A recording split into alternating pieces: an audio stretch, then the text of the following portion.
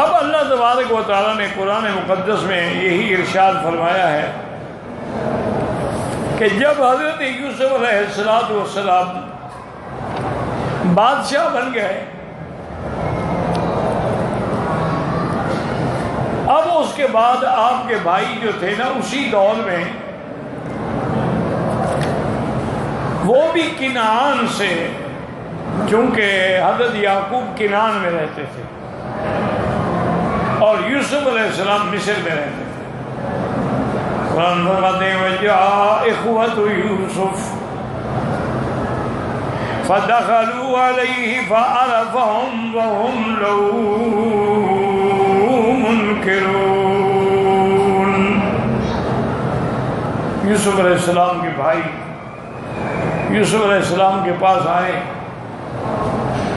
وہ جو کنویں میں پھینک رہے تھے نا آج سوالی بن کے کھڑے ہیں۔ یوسف علیہ السلام نے تو پہچان لیا لیکن انہوں نے نہیں پہچانا۔ بھئی یوسف علیہ السلام نے پہچان لیا کہ وہ اپنی اصلی شکل میں تھے، اب یوسف تو بادشاہ بن گیا تھا، وہ کیسے پہچانتے؟ انہوں نے نہیں پہچانا، ان کے تصور میں بھی نہیں تھا کہ ایک غلام بادشاہ بن جائے گا۔ اب یوسف علیہ السلام نے ہم سے پوچھا کہ تم کون ہو؟ انہوں نے کہا کہ ہم حضرت یعقوب علیہ السلام کی اولاد ہیں، ہم 11 بھائی ہیں، ایک بھائی جو ہے وہ نہیں آیا، وہ اپنے والد کے پاس ہے۔ تو حضرت یوسف علیہ السلام نے فرمایا کہ ایسا کرو ائتونی بأخ لکم من ابیکم، کیونکہ وہ ان کا ماں شریک بھائی تو نہیں تھا نا، باپ کی طرف سے بھائی تھا، وہ یہ تمہارا باپ کی طرف سے بھائی ہے، اس کو لے کے آؤ، اور تم دیکھ نہیں رہے ہو کہ میں سب کا احترام کرتا ہوں اور سب کو جو لینے آتے ہیں دیتا ہوں۔ فَإِن لَمْ تَأْتُونِي بِهِ فَلَا كَيْلَ لَكُمْ عِنْدِي وَلَا تَقْرَبُونَ، اگر تم اپنے اس بھائی کو نہ لے آئے اس کا معنی ہے تم جھوٹے ہو، کوئی تمہارا بھائی نہیں، پھر کبھی نہ آنا تم میرے پاس۔ انہوں نے کہا کہ بات تو ٹھیک ہے، اور سَنُرَاوِدُ عَنْهُ أَبَاهُ، ہم اس کے ابے کو قائل کریں گے، اجازت مانگیں گے کہ وہ ہمارے ساتھ بھیج دیں۔ ایک تو آپ نے ان کو تنبیہ کر دی، اور دوسرا اپنے غلاموں کو حکم دیا قال لِفِتْيَانِهِ اجْعَلُوا بِضَاعَتَهُمْ فِي رِحَالِهِمْ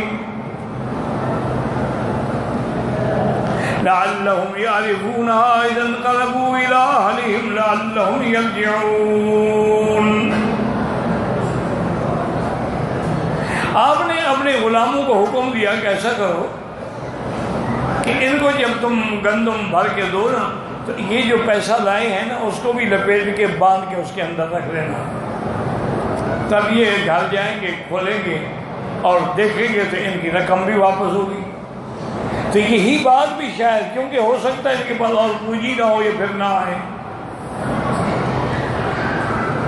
اور دوسری بات یہ ہے کہ جب وہ دیکھیں گے کہ ہمارے پیسے بھی ہمیں مل گئے اور ہمیں گندم بھی مل گئی تو اس وجہ سے بھی وہ آئیں گے۔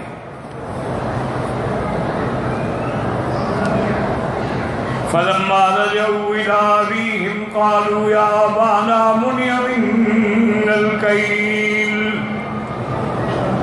جب واپس آئے اپنے ابے کے پاس تو کہنے لگے ابا جان اب ہمیں تو حکم دے دیا بادشاہ نے کہ میں تمہیں گندم نہیں دوں گا، فَأَرْسِلْ مَعَنَا أَخَانَا نَقْتَلْ وَإِنَّا لَهُ لَحَافِظُونَ، آپ ہمارے بھائی کو ہمارے ساتھ بھیجیں۔ یوسف علیہ السلام کہتے یہ تھا کہ ایک آدمی کو ایک اونٹ کا باز دیتے تھے، ایک کو 2 اونٹوں کا بوجھ۔ انہوں نے کہا جب بھائی جائے گا تو اس کا اونٹ کا گندم بھی تو ہمیں اور مل جائے گی اور ہم اس کی پوری حفاظت کریں۔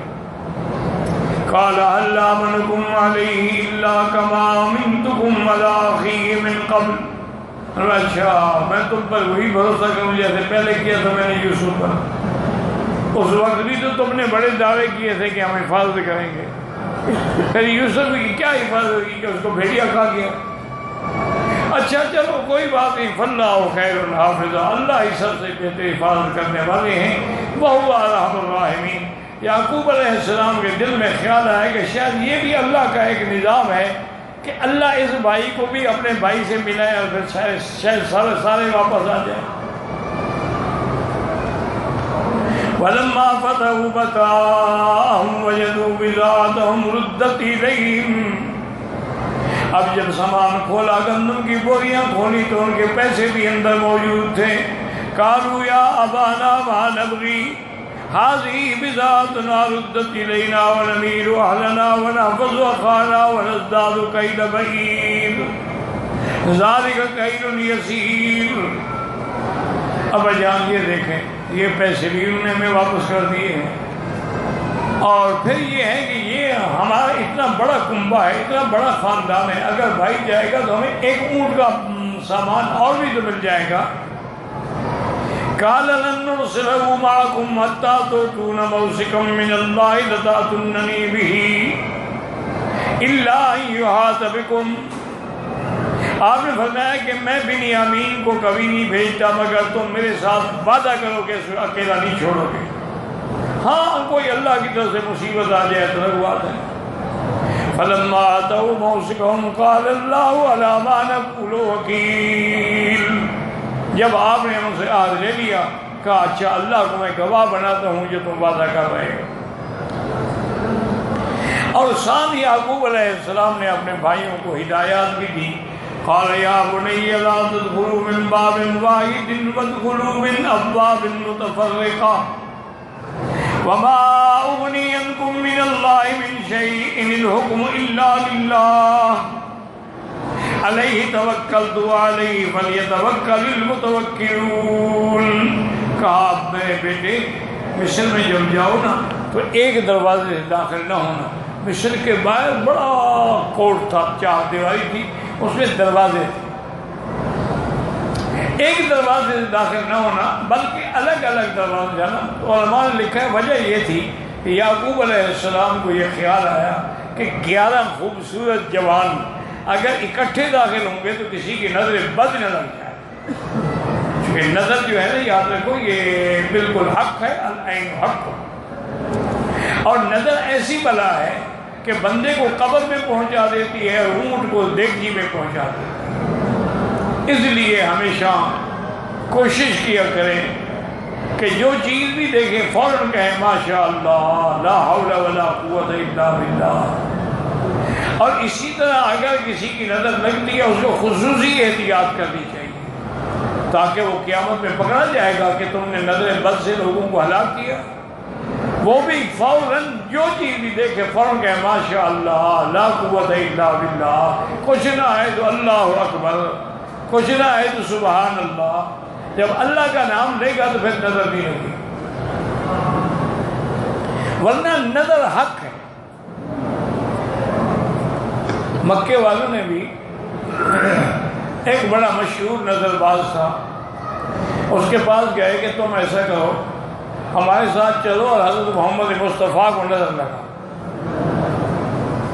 وہ ہر قسم کی دشمنی کرنا چاہتے تھے نا، انہوں نے کہا ٹھیک ہے میں آؤں گا لیکن میں 2 دن بھوکھا رہوں گا، کیونکہ بھوکے کی نظر زیادہ جلدی لگتی ہے، لیکن اللہ کی شان یہ ہے کہ جب ارادہ کر کے آؤ نا پھر نظر نہیں لگتی۔